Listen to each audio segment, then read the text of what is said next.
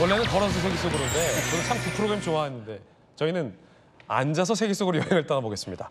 첫 번째 여행지는 대만과 필리핀을 가보겠습니다. 먼저 대만으로 가보시죠.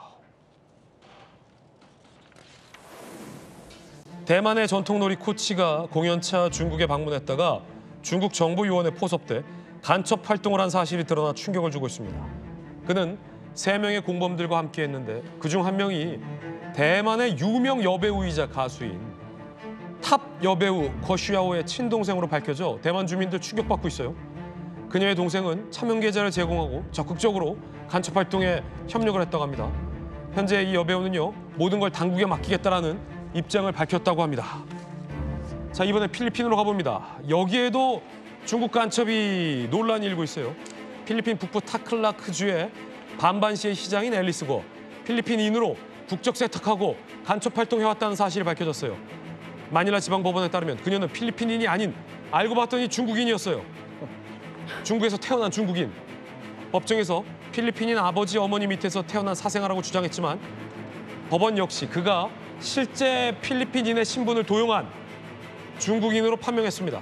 결국 시장직 당선은 무효가 됐습니다. 와, 시장이 당선이 됐어요. 아시다시피 대만과 필리핀은 중국과 불편한 관계입니다. 그리고 대만과 필리핀에서는 끊임없는 중국의 간첩 논란과 간첩 활동들이 국가적인 문제가 돼왔던 터에 필리핀에서는 중국 간첩이, 대만에서는 탑 여배우의 동생이 중국 간첩. 와, 김식 교수님. 저게 지금 보니까 필리핀 시장이 중국 간첩이었다는 게 좀 충격적이지만 저 기시감이 좀 있는 게 네. 아실 거예요. 그 무함마드 깐수 교수라고. 깐수 교수 우리나라에서. 우리나라에도 똑같은 사건이 있었습니다. 그러니까 북한 사람인데 외모가 좀 약간 이슬람스럽게 생겼어요. 너무 이슬람스러웠어요. 네, 수염도 있고 이분을 북한에서 공작 교육을 시켜가지고 필리핀으로 가서 필리핀 국적으로 세탁을 해가지고 필리핀 국적으로 한국에 들어와서 유학을 해서 한국의 교수가 됩니다. 근데 실력도 굉장히 좋았어요. 논문도 굉장히 좋은 논문을 많이 썼고 책도 많이 썼습니다. 그래서 무함마드 깐수 교수를 굉장히 활동을 했는데 나중에 우리 국정원 첩보기에 가서 알고 보니까 북한 간첩이었던 거예요. 그래서 북한의 팩스로 북한의 정보를 보내는 게 발각이 되면서 사실은 큰 사건이 됐거든요. 나중에 이제 본래 이름 정수일이라는 이름으로 해서 지금은 대한민국에 안착해 잘 살고 있습니다. 그렇기 때문에 저는 저게 남의 일이 아니다. 그리고 세탁을 해가지고 그 국적까지 바꿔서 와서 북한에 정보를 내고 또 저기도 필리핀 시장인데 중국에 네. 간첩을 했다는 것은 그만큼 간첩죄라는 게 굉장히 곳곳에 언제든지 있을 수 있는 가능성이 있습니다. 아니, 북한은 우리가 잡을 수 있어요, 간첩죄로. 근데 이거 여야 모두가 동의하는 내용이니까 주진우 의원님. 간첩법 개정이 안 돼서 지금 보면 다 중국인 간첩이에요. 네. 대만도 중국인 간첩. 그러니까 우리로 따지면 안 되겠구나. 탑 여배우의 동생까지 중국 간첩에 포섭이 된 거고 필리핀에서는 아예 시장 선거에 나가서 중국 간첩이 당선이 됐다는 거잖아요. 네. 우리 사회에서 이런 중국 간첩이 있으면 간첩법 처벌 못 하잖아요. 그게 그래서 간첩법 개정을 저희가 줄기차게 요구를 하는 것인데요. 제가 주목하는 것은 이게 일회성이 아니에요. 굉장히 체계적인 정보 수집 활동과 간첩 행위가 이루어지고 있거든요. 제가 얼마 전에 충격받았던 것이 우리나라 그냥 일반 병사에 대해서도 그 중국에서 접촉이 와서 간첩 행위로 적발된 적이 있었거든요. 네네. 근데 한미 연합훈련 같은 일반적인 이제 일반 병사 입장에서 장교도 아니고 고위직도 아니고 근데 일반 병사 입장에서 접촉할 수 있는 어느 정도의 정보를 줬는데 이 중국 간첩들이 이 조그만 정보를 받더라도 계속해서 더 큰 정보를 빼내기 위해서 수천만 원을 줬습니다. 그러니까 이게 지금 막대한 자금력과 또 중국은 또 수단과 방법을 가리지 않잖아요. 그러니까 일단 본인들 입장에서 불필요한 정보나 그 고도의 정보가 아닌 것도 비싼 값에 매입을 하는 거죠. 그런 식으로 하다 보면 정말 고급 정보도 빨려 들어가는 것이고. 그러니까 중국이 우리나라를 향해서도 지금 이런 간첩 활동을 벌이고 있다. 네, 이게 굉장히 적극적이고요. 그리고 처벌이 솜방망이다 보니까 대놓고 와서 뭐 항공모함도 찍고 배도 찍고 하는 게 지금 너무 창궐해 있고 이게 지금 안보 문제만이 아닙니다. 경제가 곧 안보잖아요. 그러니까 경제 기술력에 있어서도 이게 너무 만연해 있어요. 그러니까 대기업에서 핵심 기술을 개발하면 핵심 기술을 개발한 것에 대해서 중국 기업에서 그냥 회사를 사버리는 정도를 넘어서서 거기에 있는 임원들에게 연봉을 4~5배 주고 데려갑니다. 그러면은 그 임원들이 그 기술력을 중국 회사에 가서 풀 수밖에 없는 것이거든요. 그러니까 이렇게 되면서 중국과 우리나라의 기술 격차가 굉장히 많이 줄어들었고요. 그것이 지금 현재 우리나라 국가 경제가 어려운 것에 대한 저는 주요 원인 중에 하나라고 생각하고. 남 일이 아니다. 예, 그래서 이거는 정말 강력히 대처해야 된다. 이 부분에 대해서 정신 바짝 차리지 않으면 결과적으로 우리 국부가 지속적으로 유출될 수 있다는 말씀을 꼭 드리고 싶습니다. 필리핀 사람들 얼마나 깜짝 놀랐을까요? 시장 선거 뽑아줬는데 간첩이라니.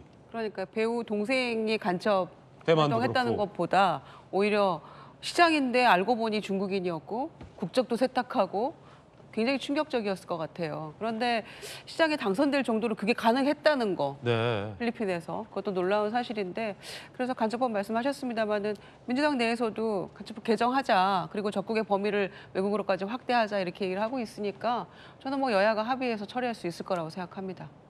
자, 앉아서 세계 속으로 이번엔 유럽으로 가보겠습니다. 프랑스 파리로 가보죠. 유럽이 40도를 넘기며 한때 파리의 에펠탑 관광객의 입장이 제한되기도 하는 등 기록적 폭염이 계속되고 있는데 한편 포르투갈 해변에서는요. 와, 이게 뭐죠? 바로 앞바다에서 거대한 쓰나미가 밀려오는 듯한데 사람들 미동도 안 하죠. 눈을 뜨고도 믿기지 않는 상황. 대피는커녕 스마트폰 들고 찍고 있어요. 이건 쓰나미가 아니라 구름이에요. 우리나라 말로 두루마리 구름으로 불리는 롤구름이라고 합니다. 더운 육지바람과 차고 습한 바다바람이 부딪히면서 생기는 기현상이라고 합니다.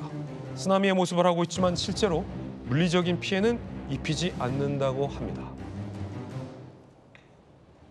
자, 이 롤구름 신기한데 이 롤구름의 정체 조금 더 자세히 살펴보시죠.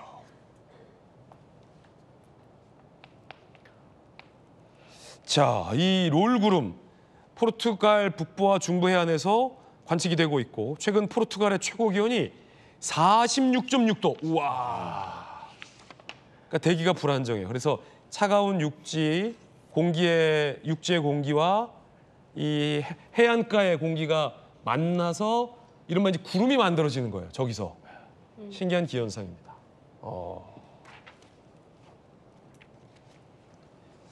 앉아서 세계 속으로 함께하고 있습니다. 다음은 중국으로 가보겠습니다. 세 번째 여행지 중국입니다. 자, 빗길을 달리는 자동차, 물 웅덩이를 지나는데요. 물 웅덩이를 지나면서 차가 흔들리더니 갑자기 불길이 치솟습니다. 이거 합성 아닙니다, 여러분.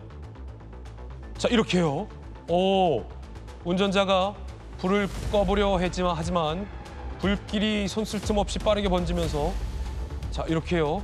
차량이 결국 전소되고 말았다고 합니다. 양태영 변호사님, 이게 어떻게 발생한 현상입니까? 아마 이제 구체적인 이제 사고 경위나 이제 사건 경위는 봐야겠지만 아마 차량 자체의 결함이라든가 뭔가 이제 문제가 있었던 것 같습니다. 그리고 저게 아마 전기차인지 아니면 일반 가솔린 차인지는 모르겠습니다만 아마 저 이제 물웅덩이와 이제 아마 그 연료 부분에 아마 뭔가 합선이라든가 아니면 뭔가 이제 이물질이 들어가면서 이제 저런 발화가 시작된 걸로 보이는데요. 이제 저런 거에 대한 사고 규명을 해야 될 것 같고, 특히 제조물 책임 같은 결국 그러니까 제조사의 책임이 있는 건지 아니면 이제 운전자의 책임이 있는 건지 그런 면을 좀 조사를 해서 결과가 나와봐야 구체적인 상황을 알 수 있을 것 같습니다. 아마도 김주영 의원님 지금 차체가 덜컹대면서 예. 차 하단부에 있었던 어떤 뭐 연료 탱크 이런데 이상이 생길 수도 있을 것 같아요. 예, 그러니까 저 지금 구덩이가 이렇게 파여져 있어서 네네. 거기를 지나가면서 차가 약간 기어뚱하잖아요. 덜컹하는 모습을 저희가 목도를 했는데 그래서 지금 거기에서 웅덩이에서 뭐가 가스가 올라온 건지 차량이 거기를 덜컹하고 가면서 뭔가 문제가 생긴 건지 하여튼 액션 영화의 한 장면 같긴 한데 주민들은 그 구덩이 파이고 한 도로 이런 보수해야 된다 이런 얘기도 했다고 하니까 비슷한 사례가 또 생길 수도 있는 거 아닙니까? 이건 또 굉장히 기현상인데 예. 이게 아마 이제 김식 교수님 잘 아시겠지만 우리나라 현대기아 자동차의 완성도는 이미 사실 굉장히 세계적인 수준이 됐잖아요. 그렇죠. 그러니까 우리나라 국산차에서는 저런 논란이 전혀 일지 않잖아요. 예, 뭐 그래서 우리나라 시민 여러분들은 안심하셔도 될 것 같고요. 네. 저게 아마 웅덩이가 계속 있었던 웅덩이였고 지나가면서 덜컹했고 그리고 아마 연료 탱크나 어디가 그 충격으로 인해서 뭐가 좀 손상이 생겨서 그 순간적인 스파크가 나가지고 불이 붙었지 않나 싶은데 아마 원인 규명하고 또 재발 대책 마련하겠지만 아무튼 오늘도 폭염이 지속되고 있습니다만 시청자 여러분 건강 또 더위 자동차 운전 조심하시기 바랍니다. 다행히 운전자는 탈출을 해서 다행입니다. 그나마 다행입니다. 예. 네.